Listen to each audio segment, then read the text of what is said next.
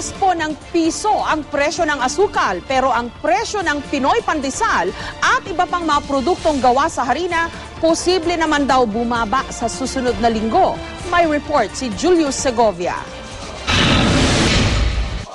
Sa monitoring ng Philippine Association of Supermarkets Incorporated o PASI, piso ang nadagdag sa kasalukuyang 44.50 na presyo ng kada kilo ng isang brand ng refined sugar. Pero ayon sa PASI, hindi pa naman lumalampas sa Adjusted Retail Price o SRP na 45 peso level ang presyo ng asukal sa merkado.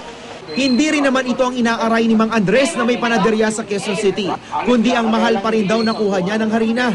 920 pesos kada sako pa rin daw ang pasa sa kanya ng mga supplier. Kaya kahit malaki na raw ang naibawas sa presyo ng LPG, di pa rin niya magawang mag-rollback sa presyo ng tinapay. Lahat pong paggawa ng tinapay matataas pa. Hindi pa po kaya.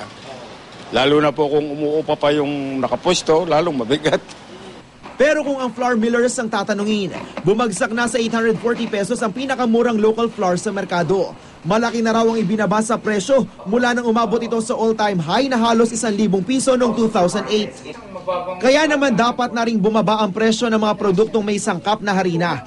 Mula 5 to 7% o hanggang piso ang inaasahang bawas presyo sa noodles, pasta, biscuits at tinapay.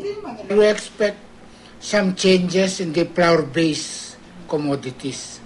Mga 7% pa lang. Which will translate to 7% will run to about, on a per loaf basis, almost 1 peso rin yun.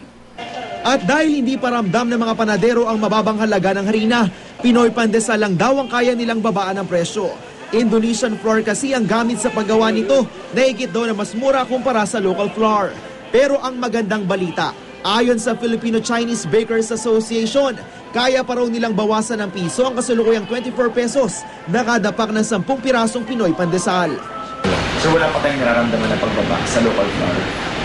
Wala, pero as I know, there's DTI say 10 pesos ba?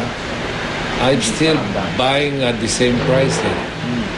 Kaya wala pa. Sa isang panaderya nga sa Tondo, Maynila, na ibebenta ang kada pack ng 10 pirasong Pinoy Pandesal sa halagang 20 pesos.